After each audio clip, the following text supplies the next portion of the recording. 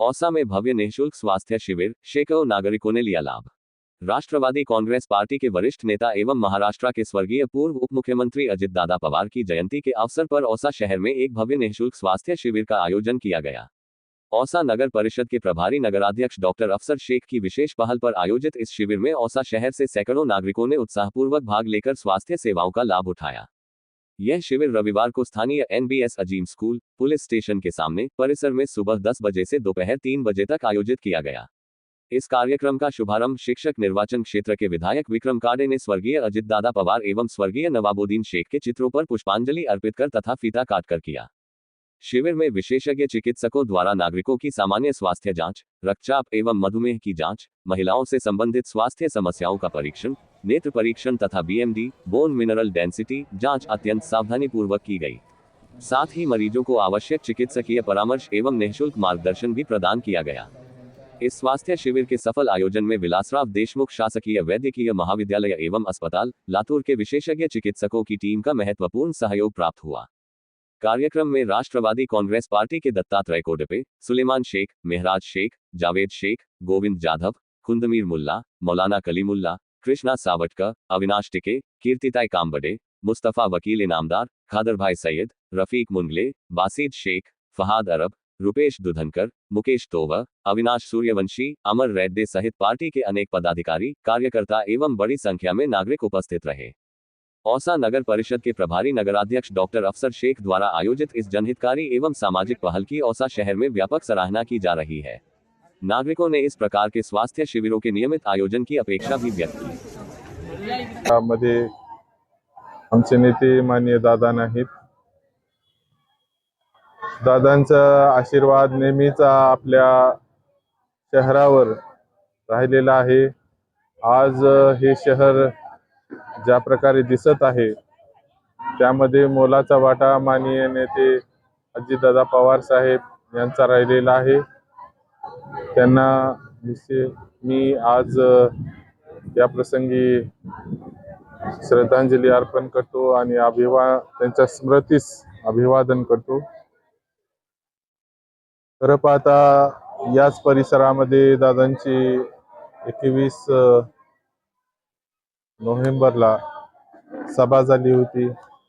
दादा आपल्यामध्ये त्यावेळेस येऊन आपल्याला अनेक शब्द आणि आश्वासन दिले होते आणि निश्चितपणे आज दादा आपल्यामध्ये नाहीत तरी परंतु आमच्या नेत्या माननीय सुनित्रा वहिनी पवार या निश्चितपणे आपल्या सर्वांच्या कामी येतील आणि या निमित्तानं आपले मुख्यमंत्री माननीय नामदार देवेंद्रजी फडणवीस साहेब यांचाही वाढदिवसाचे औचित्य साधून आज या निमित्तानं हे महाआरोग्य सेवा अभियान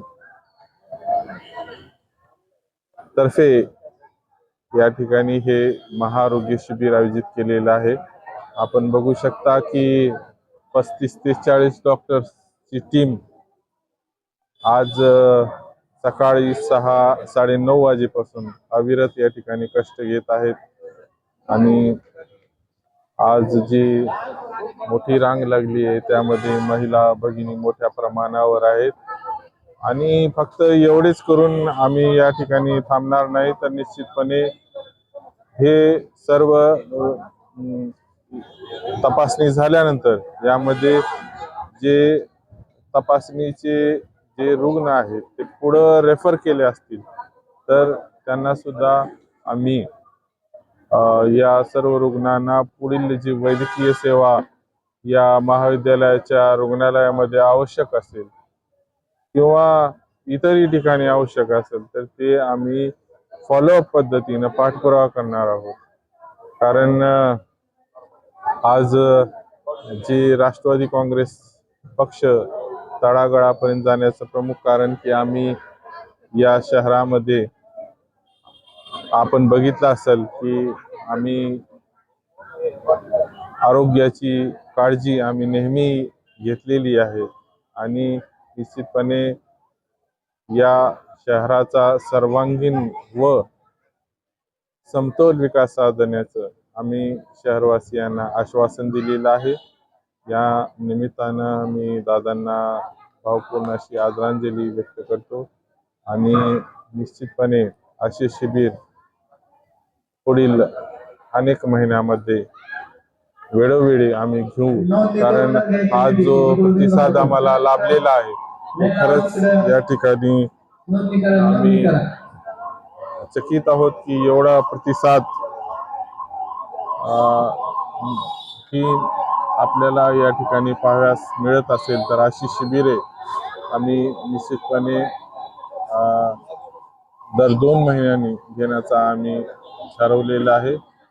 आणि या शहराला त्याचबरोबर औसा नगरपालिकेच्या माध्यमातून आम्ही नागरी दवाखाना ही आपण सोय करून देत आहोत, ज्यामध्ये लहान मोठे आजार हे सुद्धा आपले बरे होतील. त्याचबरोबर आमचे पदवीधरचे आमदार माननीय सतीश चव्हाण साहेब यांनी सुद्धा या शहराला ॲम्ब्युलन्स आपल्याला त्या ठिकाणी आमदार निधीतून दिलेली आहे.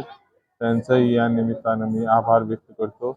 आज या प्रसंगी माननीय आमदार विक्रमजी काळे साहेब हे सुद्धा आपल्यामध्ये उपस्थित राहून आज या शिबिराचं उद्घाटन केलेलं आहे. त्यांचाही या ठिकाणी मी आभार व्यक्त करतो.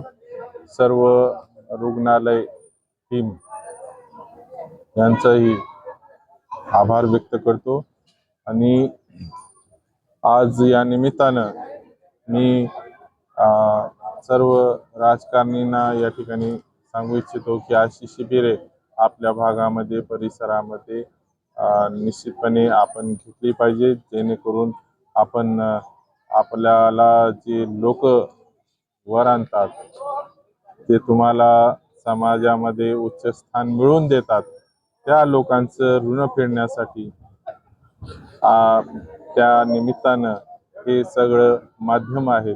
आणि या निमित्तानं सुद्धा आपल्या सर्वांना विनंती करू इच्छितो की आपण अशी शिबिरं वेळोवेळी घेत जावा, जेणेकरून या लोकांना या संबंधीचं बऱ्याचशा लोकांना ज्ञान नसतं. आज मी बघितलं की बीपीचे अनेक रुग्ण मी पाहिले, जे रुग्णांना सुद्धा माहित नव्हतं की आपल्याला बीपी आहे.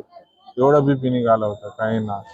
मी त्यांना सांगितलं की तुम्हाला हे बीपीचं औषध घेणं गरजेचं आहे, किंवा बऱ्याचना शुगर निघालं, त्यांना सुद्धा मी सांगितलं बाबा हे तुम्हाला शुगर आहे, हे स्वीट खायचे नाही.